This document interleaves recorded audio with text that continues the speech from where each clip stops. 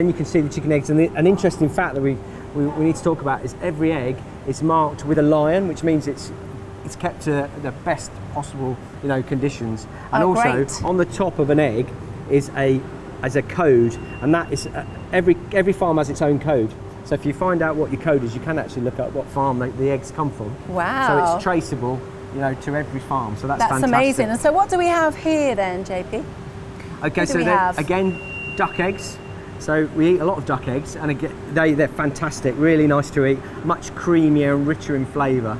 And again, you can use them in lots and lots of different recipes. Great. And am I right in thinking there's a sort of a relationship between the colour of the bird and the colour of their eggs? Yeah, it's quite similar. A lot of birds, dappled birds like the quail, obviously have dappled eggs.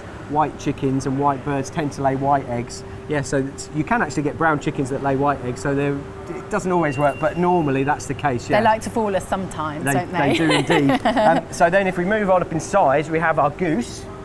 So a goose egg, again, a nice rich egg, very similar to a duck egg, but just bigger. And goose eggs, again, if you get the opportunity to eat a goose egg, really, really nice, lovely egg. And then quails, so quail eggs, so little quails are sort of like little wild birds, and really nice rich flavour to the egg.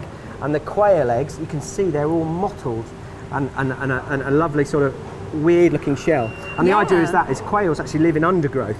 So the mottling is to camouflage the egg. So if the bird leaves the nest, nobody can spot where the eggs are. So clever, isn't it? It is, and they're so cute, those little eggs. They don't actually look like real when you look closely. I know, little tiny. And when you peel them, it's a lot of work just to get a very little egg out of the egg. But it it's tastes a flavour. fantastic. Oh, yeah, lovely. Brilliant. Okay, and we have a giant egg here. The giant of all eggs. And if you see our ostrich behind us, I didn't realise quite how tall they were.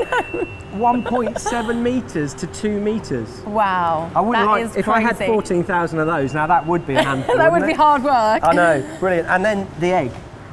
Again, this is a really tough egg. I think this would be a bit harder to break with your spoon for a boiled egg in the morning. Yeah, and this is a real egg, isn't it? It's just been emptied. But this shell is so thick. It is. So it thick. is. And it would take half an hour to soft boil that and 2 hours to a hard boiled egg. And how long to eat it? I know.